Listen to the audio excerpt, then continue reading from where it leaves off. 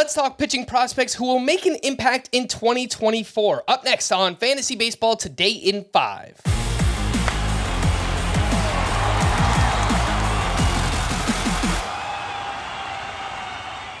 Welcome into FBT in 5 on Thursday, December 21st. I am Frank Sanford, joined by Scott White. And just a little preamble, we do have another FBT in 5 coming out on Saturday where we just look at the top 5 prospects, pitching prospects. We do that with the Welsh. These are just a few names who are closer and who will also make an impact this season as well. First up, Scott, a name that did make his debut this year, Kyle Harrison with the San Francisco Giants. His early ADP is 254, and he had a great start in there, 6 1/3 shutout, 11 strikeouts, was followed up with some consistency. What did you see from Kyle Harrison, and are you excited to target him as a late-round sleeper?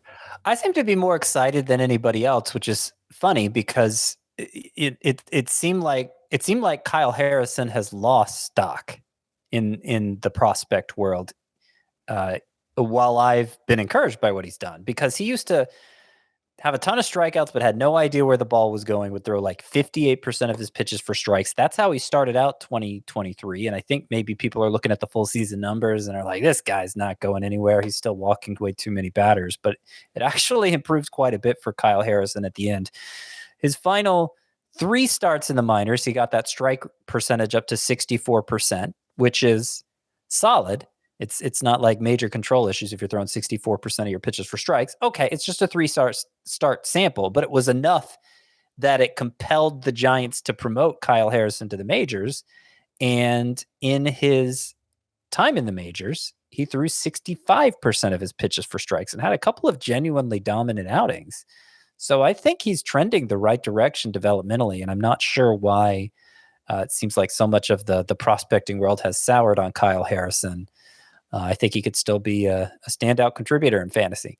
All right, next up, we have Max Meyer from the Marlins, former 3rd overall pick back in 2020. He actually made 2 starts for the team in 2022 and then underwent Tommy John surgery later that year in August. By the time pitchers and catchers report in February, Max Meyer will be 18 months removed from Tommy John surgery. He had great numbers in the minors, Scott, an amazing slider. The question is, how much will we get out of him? How much do the Marlins want to push Max Meyer his first year back from Tommy John surgery? What do you think about that? Well, yeah, that's a fair question. I do think if he looks fine in spring training, looks like he's all the way back, which isn't a foregone conclusion. I have a lot of faith in Tommy John surgery, but he is a slider heavy pitcher, and that pitch is hard on the elbow. So, we'll see how Max Meyer looks this spring. But if he looks good, I think they can make room for him in the rotation. They had just promoted him to the majors in 2022, actually made 2 starts before succumbing to succumbing to Tommy John surgery. And if you look back at his minor league numbers for 2022, he had a 3.69 ERA. They're decent overall, but just decent, I would say. You got to remember, in that 2022 season, Max Meyer really mastered a changeup to go along with that great slider and the high velocity fastball. And for his first 6 starts at AAA that year, he had a 1.72 ERA, 0.86 whip, 11.2 K per 9. Everybody was clamoring for him to come up to the majors.